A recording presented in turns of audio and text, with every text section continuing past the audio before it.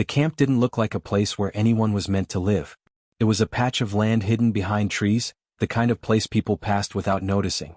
For Rebecca Anne Olenchock and her mother, Kimberly, it had become the only space they could call home.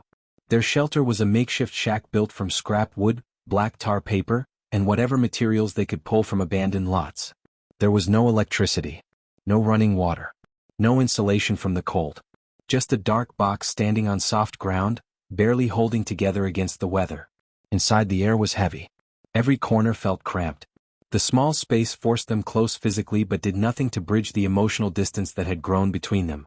Their relationship had worn thin over time. Too many arguments, too many disappointments, too much stress for either of them to carry quietly. Kimberly tried to maintain control of their situation, but Rebecca felt suffocated by the rules, the yelling, and the endless days of survival with no improvement ahead. For Rebecca, life had become a loop. Wake up, work small shifts, return to the camp, and listen to her mother's frustrations echo in the tiny shack. She was 19, old enough to want more but stuck in a place where every day looked like the one before it. The camp offered no privacy, no opportunities, and no escape from constant tension. She felt like she was waiting for something, anything, to pull her out. And then there was Tennessee. A place she had never seen but imagined constantly. It represented everything she wanted: freedom, a clean start, and someone who cared about her. Her online boyfriend lived there, someone she talked to for hours, someone who made her feel understood. She would picture herself driving away from the camp, leaving behind the arguments and the cold nights, starting a life where she didn't have to fight for basic survival. Rebecca spent her free moments planning. She saved whatever money she could. She bought a used car, old but functional, something that could carry her far enough to start fresh. But saving wasn't easy. Leaving wasn't easy. Every time she talked about change, Kimberly reminded her of how unrealistic it was, how dangerous the world outside could be, how unprepared she was to survive on her own. Arguments grew sharper, louder. Their small shelter felt even smaller. Rebecca felt the pressure tightening around her life. The shack was no longer just a temporary home, it felt like a trap. Every day inside it deepened her frustration. She imagined the door closing behind her with no way out. The path she wanted, Tennessee, escape, a future, felt constantly blocked. She didn't know how long she could wait. She didn't know how long she could endure the tension. The chapter of her life inside the camp was reaching a breaking point. She could feel it. She wanted out, desperately, but she didn't yet understand how dark the path ahead would become, or how far she would go to finally break free. The night didn't begin with violence. It started like most nights in the camp. Quiet, cold, and wrapped in the kind of darkness that made everything feel heavier. The shack held the same stale air, the same cramped space, and the same unspoken tension that had been building for weeks. Kimberly lay on her small mattress, flipping through old papers and muttering about bills, work, and how nothing ever seemed to change. Rebecca sat in the corner, hugging her knees, trying to ignore every sound. But resentment never stayed quiet for long. Kimberly's voice broke the stillness first.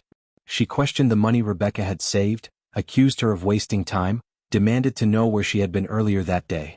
It was the same cycle Rebecca had heard before: pressure, anger, the reminder that she owed her mother everything. Rebecca tried to stay calm, but each sentence felt like someone tightening a rope around her chest.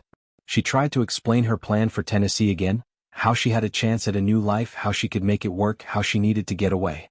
Kimberly dismissed it immediately, calling it childish, irresponsible, impossible. That pattern always hit the deepest nerve. The idea that Rebecca wasn't capable of anything beyond the camp. The argument escalated quickly. Words collided, voices rose, and the walls of the shack amplified every sound until it felt like the room itself was shaking. Then suddenly it went quiet. Kimberly turned away from her, still frustrated, still muttering. Rebecca stayed frozen, her thoughts spinning. She felt the weight of the entire camp pressing down on her shoulders.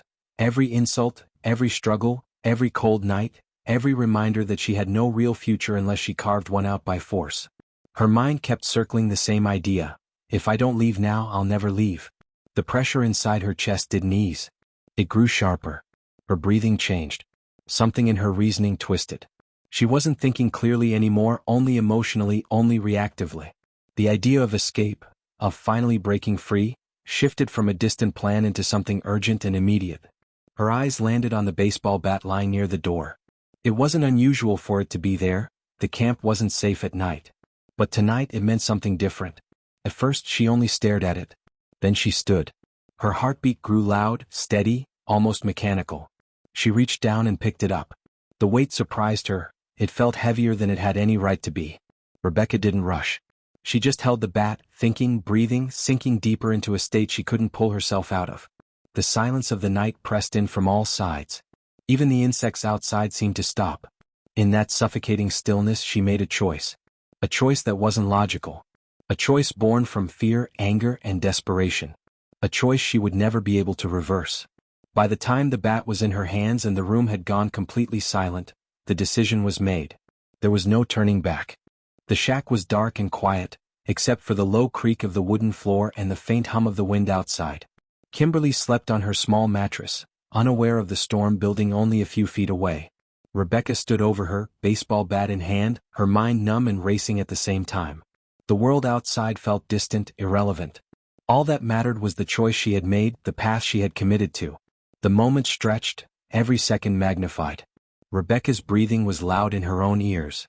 Her heart pounded like a drum, marking time, counting down the seconds until everything would change. And then, with a sudden, precise movement, she swung. The strikes came fast, almost blurred in the darkness. One after another, 10, maybe 15 blows. She didn't pause, didn't hesitate, driven entirely by the pressure and frustration that had been building for months. Every swing felt like a release, like she was tearing herself away from the life that had trapped her. The small room shuddered with the force, the sound echoing off the walls. When it was over, she dropped the bat and stepped back. The air was thick with tension, heavy with the weight of what had just happened. Her hands shook, but she didn't think about it. There was no turning back now. There was only the next step, making the shack disappear, erasing the scene, covering her trail. Rebecca grabbed the small container of kerosene she had kept hidden. She poured it carefully across the floor, watching as it spread in slow, deliberate lines. The smell hit immediately, a sharp, chemical sting that made her eyes water. With trembling hands she struck a match. The flame caught, licking along the kerosene, growing quickly, hungry and consuming. Smoke curled toward the ceiling, filling the air with a suffocating haze. She paused just long enough to padlock the shack's door from the outside. A single cold click sealed the room off completely.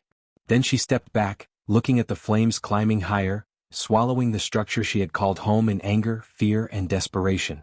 The fire illuminated her face for a brief moment, casting sharp shadows and revealing the girl who had crossed a line she could never uncross. Without another glance, Rebecca turned toward the car she had prepared. Every step was heavy but urgent. She climbed in, started the engine, and pulled away from the burning shack. The flames danced behind her, a bright, angry contrast against the dark night, a final barrier between her and the life she had left behind. Tennessee waited. Somewhere far ahead, freedom waited.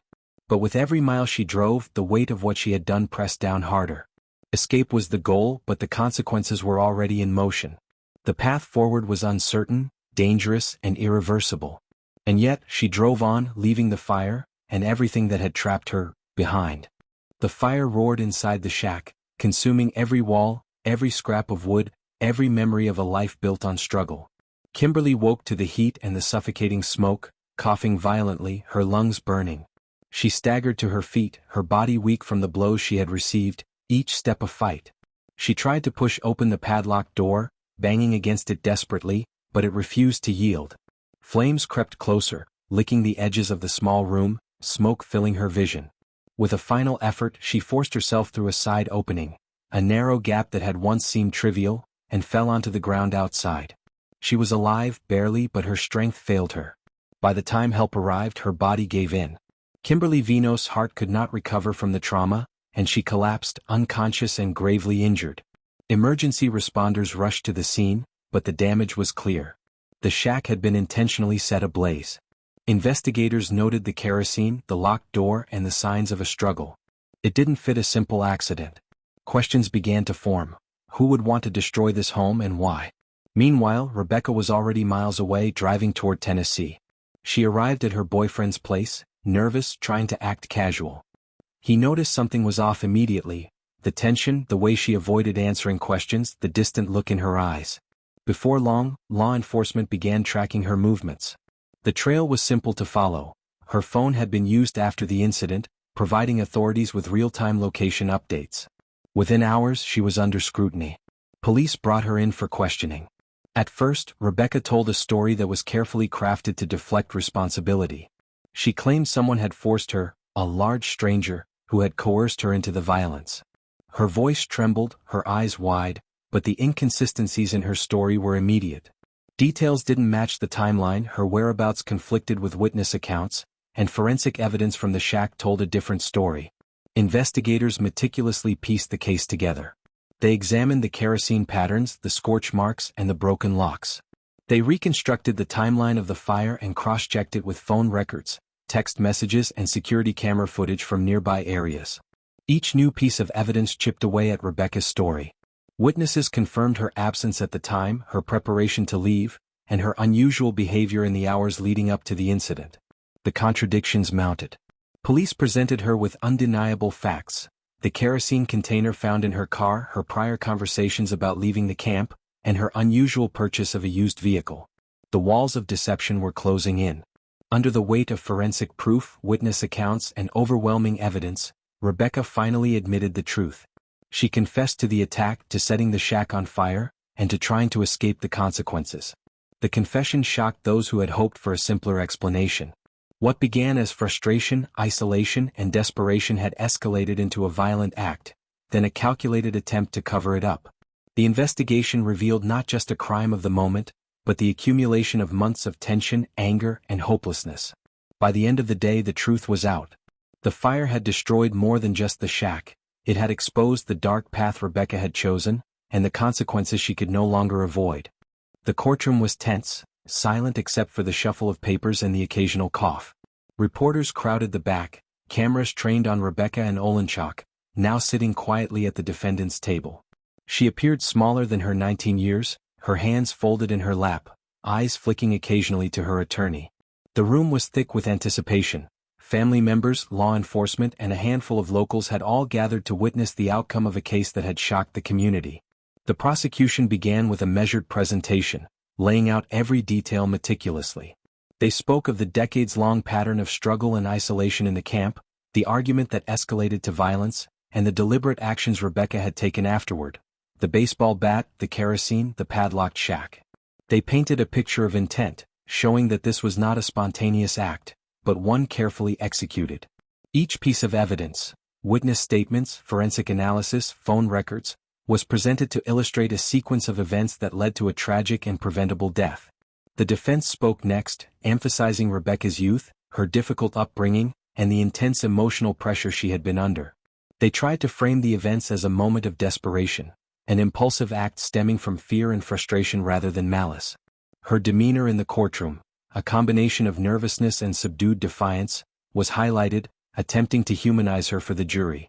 They asked for leniency, for understanding, for the acknowledgement that her actions, while devastating, were the result of circumstance as much as choice. After hours of testimony, deliberations began. The jury retreated to weigh the evidence, the arguments, and the credibility of each side. Time seemed to stretch endlessly as the public waited, whispering among themselves, news crews adjusting their cameras. When the jury returned, the verdict was unanimous: first-degree murder and arson. The gravity of the words hung in the air like a weight. The sentence that followed, life in prison with the possibility of parole after several decades, was read slowly, each syllable marking the end of Rebecca's freedom. Outside the courtroom, the media erupted. Reporters detailed every fact, replayed images of the camp, the fire, and the investigation. Social media buzzed with shock and analysis, debates about justice, responsibility, and the devastating consequences of a single decision. The public reaction was a mixture of disbelief, sympathy, and anger, reflecting the complex nature of the crime. In the quiet that followed the frenzy, the reality of what had happened settled in. 2 lives were destroyed. Kimberly Venose lost her life in a brutal and preventable way, and Rebecca's future, once imagined as a fresh start in Tennessee, was now confined to a prison cell. One night, one series of choices, and one act of desperation had unraveled everything. It was a stark reminder that anger, isolation, and unchecked frustration could lead to irreversible consequences. As the courtroom emptied, the case was over. No more arguments, no more delays, no more speculation. The fire had burned out, the truth was revealed, and justice, by law, had been served. The story of Rebecca Anne Olenchock remained a cautionary tale. A life derailed by a moment of irreversible action, leaving pain and loss behind for everyone involved.